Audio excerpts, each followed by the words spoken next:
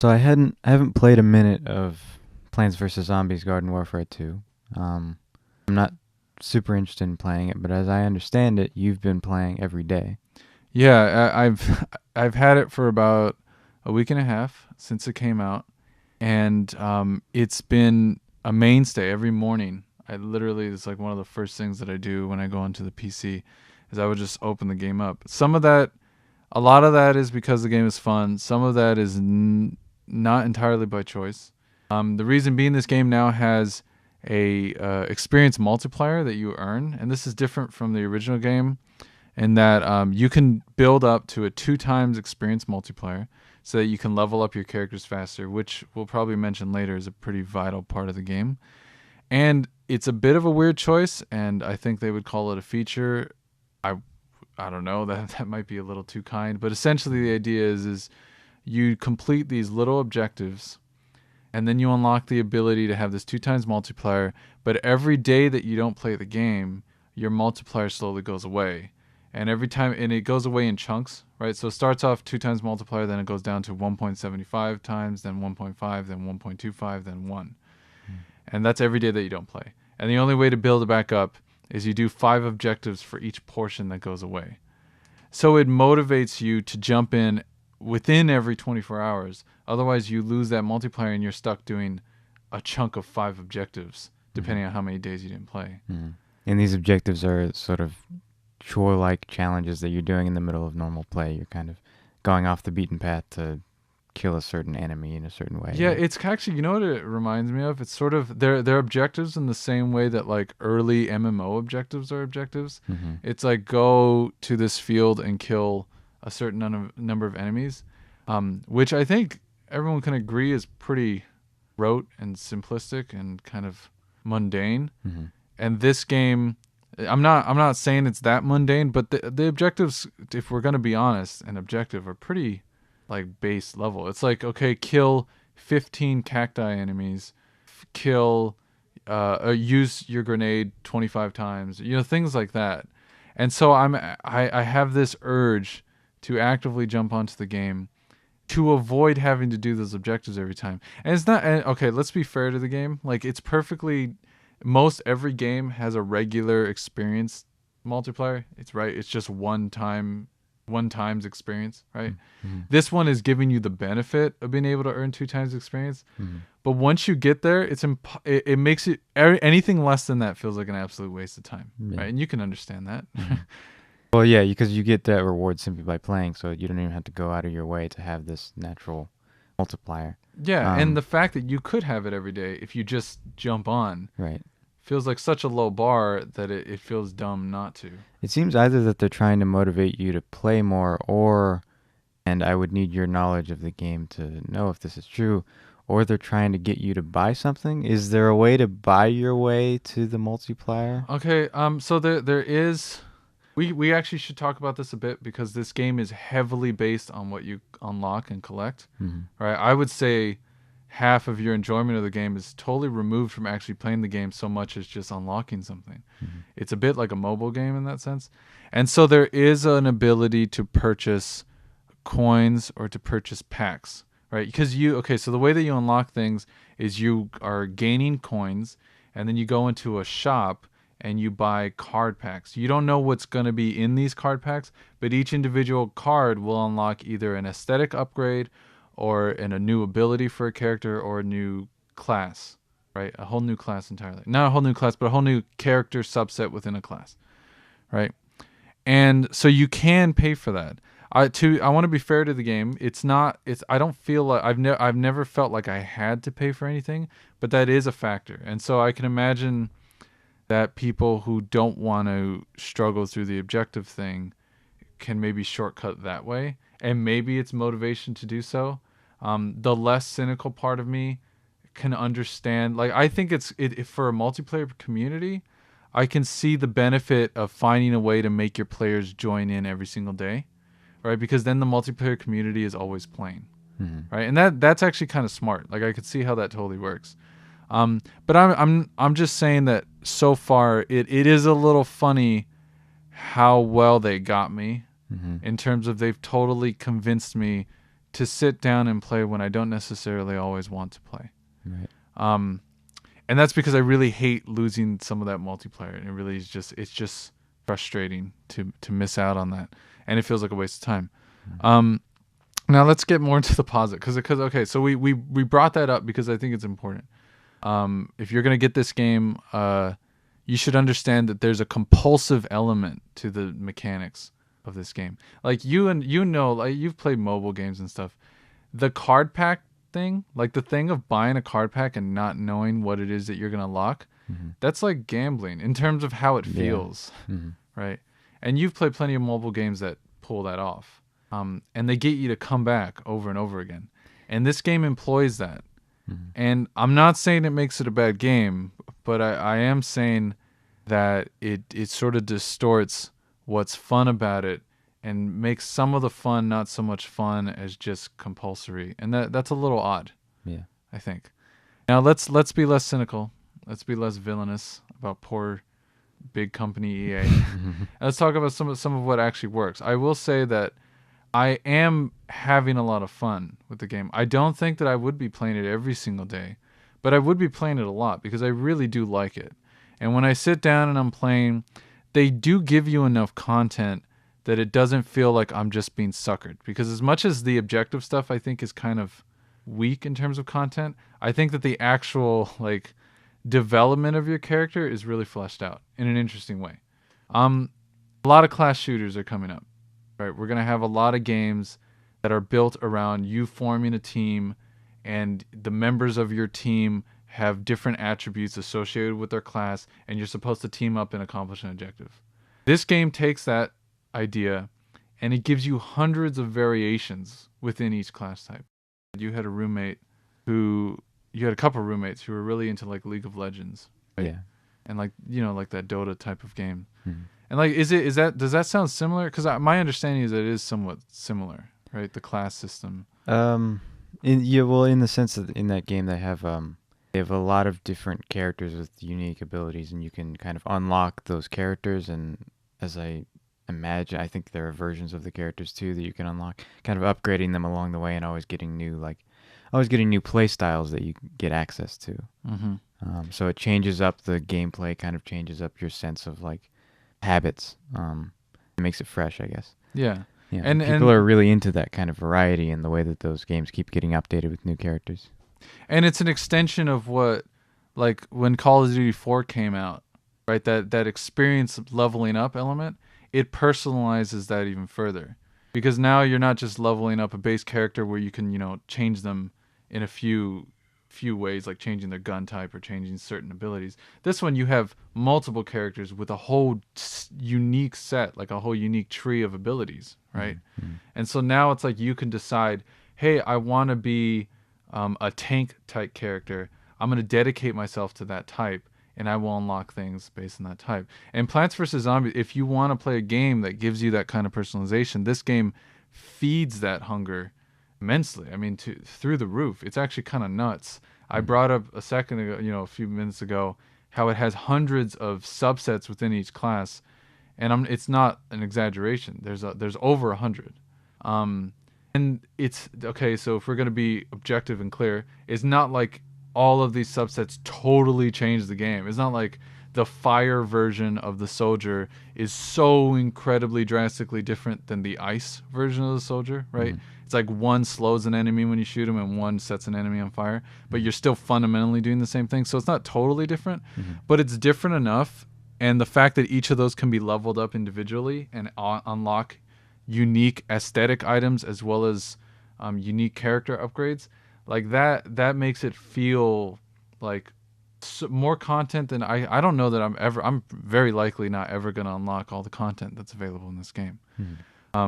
There's a stats segment that you can go to within the game that will show you how much content's available to be unlocked, and this includes all the cosmetics and everything, and it's well over 6,000 items. Wow. Yeah, and you unlock items at a relatively brisk pace, but at the rate that I've been doing it, where I'm unlocking card packs, I'm maybe unlocking like 2 or 3 card packs an hour, and each card pack gives me like 3 or 4 items.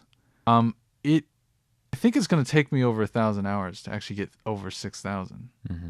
Like see, if it's at the same rate, I feel like it's going to take a really long time. Right. And a lot of these items are rare too. Mm-hmm. I wouldn't say a lot because that's totally opposite of rare. But I mean, there's a good number that are hard to get. So it's going to take even longer. And then so even getting the 2 times experience multiplier, Mm-hmm. it's there's just I guess this is to emphasize the importance of a 2 times experience multiplier, because lacking that, you're just going to take even longer to get something that's going to take you already an extremely long time to get. Right. I mean, realistically, it probably just won't even happen. You'll never Yeah. get all that stuff. It'll probably get updated or something. And there'll be a few hundred more. And so as a product, it's actually successful, I think. Yeah. Right? I mean, you can agree 6,000 unlockable items is such a wealth that and in terms of spending money on a single game and having it be thousands of hours where you could just dive into it and never unlock everything, that's, as a product, that's kind of fantastic. And to add to that, to emphasize how good as a product it is, they're giving you free DLC. My understanding is there's no season pass at all. So, and like, for example, just this week they released a new map and new rebalanced the characters, and they added some new little missions that you can do in your single player mode. Like they just keep adding things, and they're apparently going to continue adding things for free. New maps, new characters, cosmetic items, new upgrades, everything. So this is like just going to keep going, and it's going to be completely compulsory. And so on a product level, it's extraordinary in that way. But it is a bit weird, isn't it? I don't know if you find it weird. I do think it's a little interesting how much I'm compelled to keep going back in and to keep unlocking these things. And yet I do know that on a gameplay level, the gameplay is not constantly evolving that much, right? Because, okay, so you level up a character, you unlock these little character upgrades. They're on the level of like, okay, you can zoom a little better, your health will refill a little faster, and most everything else is aesthetic, right? And it drives that need to unlock things, just getting all these aesthetic changes. And it's super fun, to be honest, to dress your character up. Maybe fun's not the right word, but it's super engaging, it feels, to dress these characters up and make them look however the heck you want. And just go in, and you feel like you're always doing something different because your character looks different. But I'm not saying it's a bad thing, but I do think it's an interesting direction that shooters are going, because I know that there's more class shooters coming, and they're going to follow that Dota style. They're going to follow that League of Legends style of multiple character classes, and you're unlocking a lot of aesthetic items for your characters. And it's just different than shooters have been, multiplayer shooters have been. I don't know, what do you think of like a lot of these class things that are coming? Well, hearing you talk about it, it's something that I don't have a lot of experience with in two ways. I don't have a lot of experience with multiplayer shooters, but I also haven't played, generally any hero-based games, if we can call them that. Right, games where you're unlocking new characters to presumably feel like you're doing something different. I imagine that this technique, that this sort of design ethos that's coming out is hopefully, and I mean at its best, and it seems like it's true in this game that it works this way. Basically, it's to string you along doing something that is already fun to begin with, right? Like you're having fun playing this game regardless of what you're unlocking.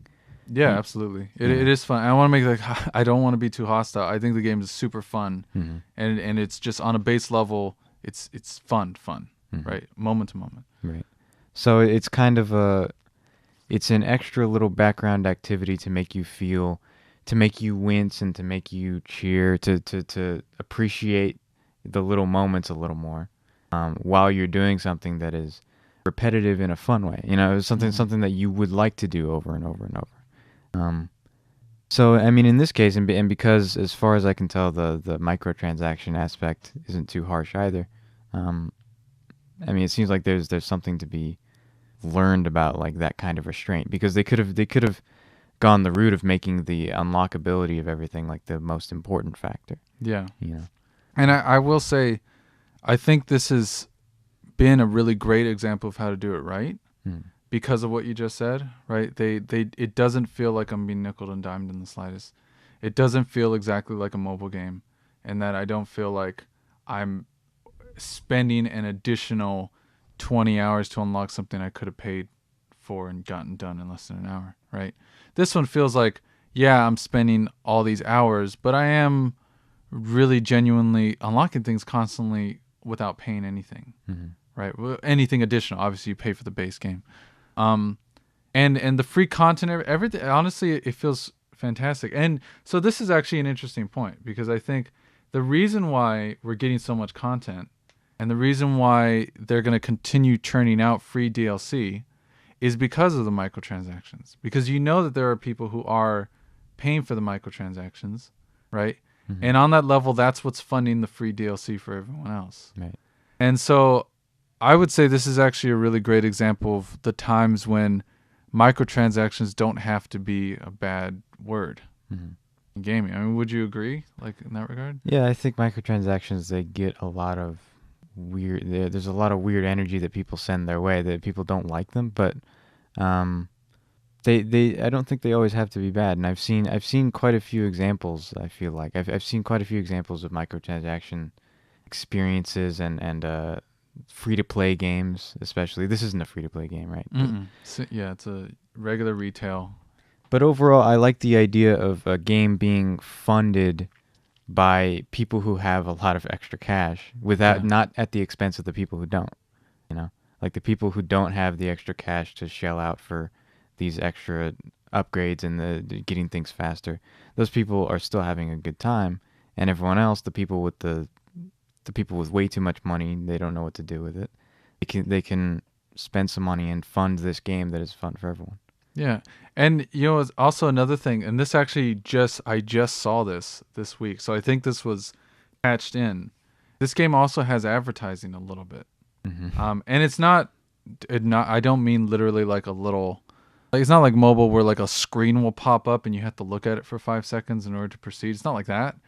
But literally, because there's this little hub between multiplayer matches that you start off in, and literally there was a character standing there with a little exclamation point or arrow above their head, and you go over, and he represented some company, and it's like, hey, come do this little race, and it says the copyright of the company and stuff. I'm not going to repeat the company because I'm not trying to advertise it on our podcast, but just you can put in any company. But the point is that they had a specific company do a little mission, and it took less than 5 seconds to do, and I got some coins and stuff. But that's advertising, and you know that they got money from that, right?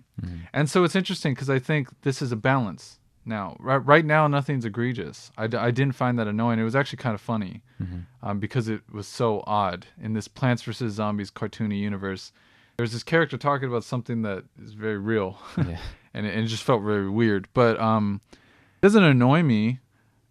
And I understand it because here's the comparison that I think of, right? And this is what helps me feel okay with it so far, right? And we can have a totally separate podcast if it goes off the rails, right? But as of right now, it's totally fine. And the comparison I think of is Battlefront. We talked about Battlefront. That was like our first YouTube video that we our second one that we posted was about Battlefront, right? And a major issue with that game was a total lack of content, and how a huge amount of the content that's coming is paid for with a season pass. And it's like a $50 season pass, like almost the price of the original base game. And the base game didn't even have a lot of content. And they're giving you free content between that, but it doesn't change the fact that when the DLC comes out, the community will then be split, because some will have new maps, some will have new weapons, some will have new characters, and others will not, right? And what's interesting to me is before Battlefront came out, there was a major quote from the developers that, this game is not going to have microtransactions. And many commenters were quite excited about that. Like, no microtransactions. What a great thing. Right. Good job, EA. You're actually like doing something right for once. It's interesting to me that that to me suggests that, like, if you compare the content between these two games and what you pay, right? I paid $60 for Plants vs. Zombies Garden Warfare 2. I paid $60 for Battlefront. But in order to get the same amount of content that I have in Plants, I would have to pay an additional 50 in Battlefront Yeah. because that's how the season pass works, and because there's no microtransactions to fund that stuff and no advertising. Um, and Plants right now is really making a case for having microtransactions within to a certain degree and having advertisements to a certain degree, if it stays on this level. And that works, and I'm sure you agree, right, that would work. Yeah, I mean, it seems like there are a lot of impractical aspects about the traditional way of providing downloadable content for people, um, in that bundled package that costs so much money. You know, it's just not as accessible. It's more scarce. And if they're treating this game as an experiment, right? Because so this is continuing from Garden Warfare 1. In Garden Warfare 1, they did the same thing. There wasn't a season pass for Garden Warfare 1. You just got free content, and there was a lot of microtransactions in the original one, right? And I think that they're able to experiment with Plants because it's a general audience type of game. It's so cartoony and odd. It's not taken too seriously. So I think it allows them to sort of mess around with concepts. And I do hope that the takeaway is the balance, because right now the community is really strong. Every match that I want to go into, there's always people playing, and it just seems like there's a really excited community around this game. You can go forums and talk about it, and people seem to really like it. People seem to approve of a lot of the balance changes that they've done, which is not always the case. Sometimes, there'll be character balance things, and people will do a big cry about, oh my god, you nerfed this and this character and whatnot.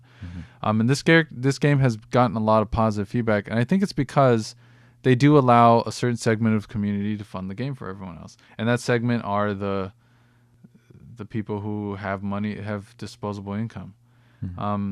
And obviously, there are some people who are probably disposing of their income, and their income is not disposable. And we should feel bad for those people, because I think those people get suckered into the gambling aspect, and that's really sad. Sure.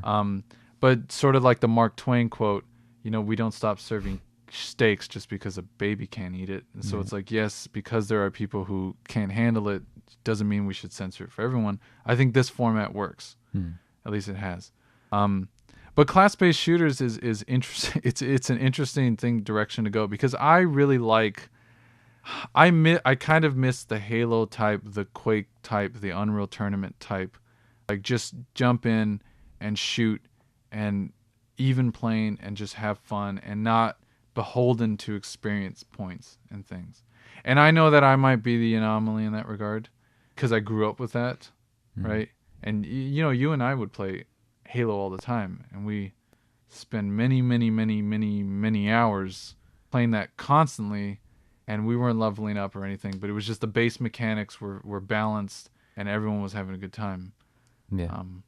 And maybe, I mean, and that's the tricky thing. People look back to that time and they think, oh, well, there was no microtransactions back then, so I think to a certain extent there's a fear of change, which is valid as a general thesis, but people should be wary of change, I suppose.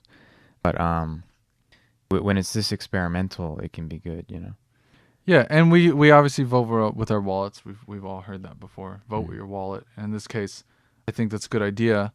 I want to say for anyone listening that I think as a product it succeeds. Let's talk more about how it actually succeeds or fails in the other aspects as an actual game. We've talked about the classes. We talked about some of the content that's in there. One of the things that makes Garden Warfare 2 pretty different from the first one is they've added a whole wealth of what they call single-player content, right? To be clear, this is not offline content. You still need to connect to their server in order to play this stuff. So that's why I say what they call single-player content, because it's not really. You're still connecting online. But it's essentially just little missions that you can do on your own without joining a party. And those missions lead to more unlockables. And a lot of these unlockables are cosmetic. So you have this hub place that I told you about. It's like this little hub. This is actually not little. It's quite a large hub world that you just get to roam around in. And within this hub world are these chests that you can find. And you open these chests with stars that you gain by completing missions and completing objectives, right? And so it once again feeds into that compulsory urge. It's a bit like an RPG. You're just collecting things. And a lot of these things are cosmetic. Like literally, not. I don't mean cosmetic for your character. I mean literally, you're unlocking like a new statue to put in the backyard area. Like you just can put it there, and like things like that. Mhm. Um, and it to me, it's content that's not really content, but it sort of feels a check mark Mhm. on a list. You know, it's sort of like, okay, I guess I have something else I can do between all the multiplayer shooting. I, I, for my taste, I give or take, honestly, I prefer to do just the straight multiplayer stuff. It doesn't hurt the game. I think there's plenty of multiplayer focused content if you only want to play multiplayer stuff. Super fun. Mhm. But it's there. People should know about it. They added that stuff in. Um, it's kind of nice to to explore. I think the art style is really good. Mhm. They put a lot of detail into everything, and often the details are funny, so that's enjoyable.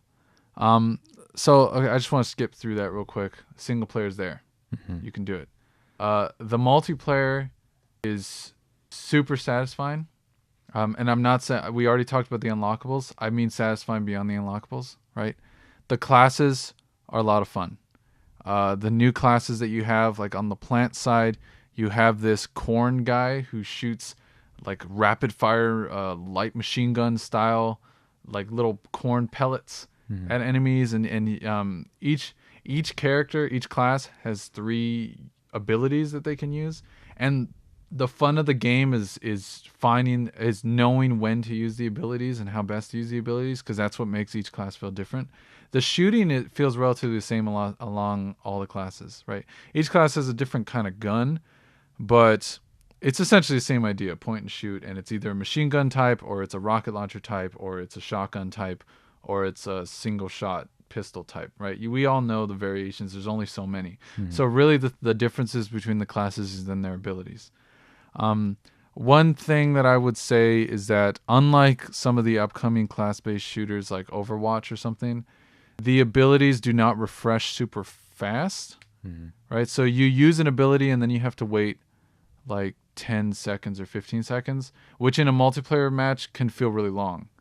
Um, and I kind of don't like that because it does make it so that I'm not using. I mean, I feel like like I said, the abilities are such a hallmark of what makes each class unique Mhm. that the limitation on your use of those abilities kind of makes you stuck doing kind of boring shooter stuff again, Mhm. of just aiming and shooting and not doing that much different.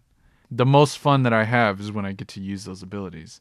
And I'm sure there's huge amounts of balancing issues with needing to put a cooldown as Mhm. long as it is. But like when you play something like Overwatch, the cooldown is fairly short for a lot of these characters, and you're using their abilities all the time. So there is a way to balance it where you can have the cooldown be low. And I'm just saying, I think that this game could have been even more interesting if the cooldown was maybe across the board a little less. Mhm. It does feel like a bit much. Um, but it's fun, and it's just fun, and it's like it's really cool playing a class of character and thinking, okay, this is my class. This is the one I'm going to commit to across the board.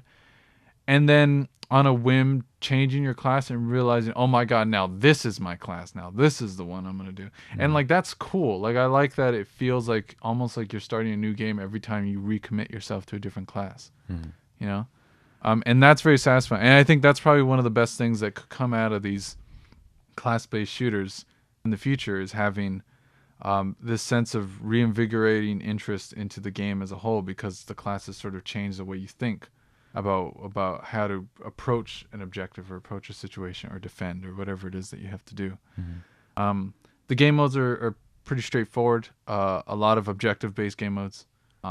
You have to capture a hill essentially. You have to, uh, deliver a bomb and detonate it. Things like that. Mhm. And obviously they have team deathmatch type and all that. Um, it's fun. The movement is super slow. So you have to get used to that. You're often there's a lot of time spent, especially in the large game modes, where you're just kind of running to a Mhm. point. Mhm. Like you there's no one to shoot, and you're just trying to get to the objective. Because when you respawn, you often respawn far away from the objective, so you just kind of have to walk. Oh, I see. Right, you can't go right into the middle of the action. Yeah, it's not like Call of Duty Mhm. where you respawn and you're immediately shooting again. Mhm. It's much nearer to Battlefield, and that you respawn and you need to kind of reassess the situation and just kind of run. Although there's no sprint in this game. Mm-hmm. So, and each class has a different run speed. So some classes are very slow. So you're just kind of like straddling like a penguin over to your objective. Mm-hmm. And, you know, throwing little bombs if you can, or, you know, do any distant shot that you can get out of the way. So that's something to be aware of. It's that kind of a shooter. Don't expect a Twitch shooter. I think it can be satisfying if you want a heck of a lot of content. This game has a crap ton of content.